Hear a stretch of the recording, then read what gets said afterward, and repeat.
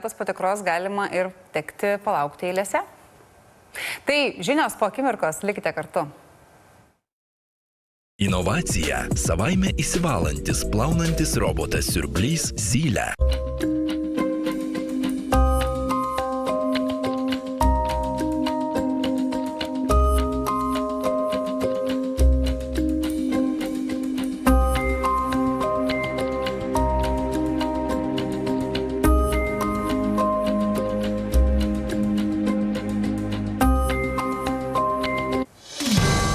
Labas vakaras, 6:30 Lietuvoje, jums dirba LNK žinios, studijoje Šolandas Vilkončius. O sporto naujienas pristatysiu aš, Dominikas Grinkevičius. Kviečiame žiūrėti.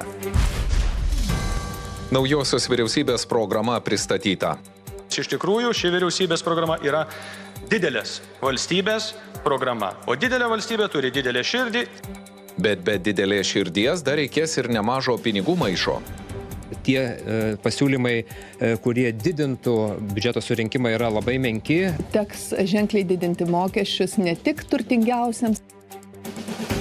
Čekiukų skandalas iš postų verčia dar 2 merus – Birštono ir Marijampolės. Prokurorai aiškinasi, kiek tūkstančių galėjo nusėsti jų kišenėse, bet žmonės linkę pateisinti miestų galvas.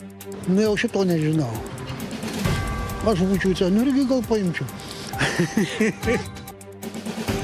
Viešos bylos teismo nutartis virto komedija. Vieši asmenys iš viešiausio šalies institucijos parlamento virto raidžių kratiniais. Užšifruotos ne tik institucijos, bet ir istorinės asmenybės. Aš manau, ten buvo kalbama apie Winstoną Churchillį. Aš tikiuosi, kad teismo nuosprendžių dar nerašo dirbtinis intelektas. Rusijos statytinis Čečėnijoje Kadyrovas surengė karinį spektaklį. Tiesioginėme eteryje į nelaisvę paimtiems ukrainiečiams siūlė čia pat nusišauti arba lipti ant stogų saugoti rusiškų objektų. Duosiu dabar tau ginklą. Nusišausi?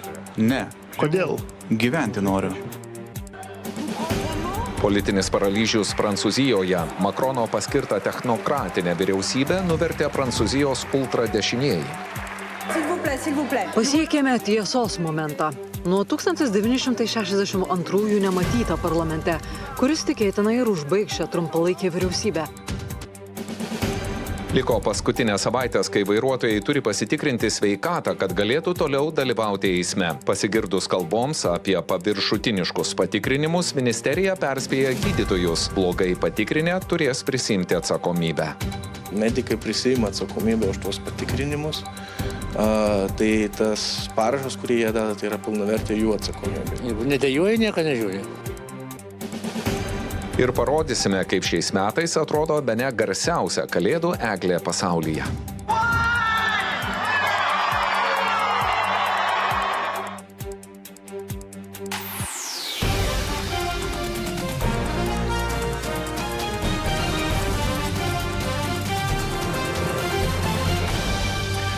Seimui pateikta naujosios vyriausybės programa. Nauja valdžia žada kelti mokesčius daugiau uždirbantiems, panaikinti automatinį įtraukimą į antrąją pensijų pakopą, skatinti gimstamumą ir kasmet didinti neapmokestinamųjų pajamų dydį.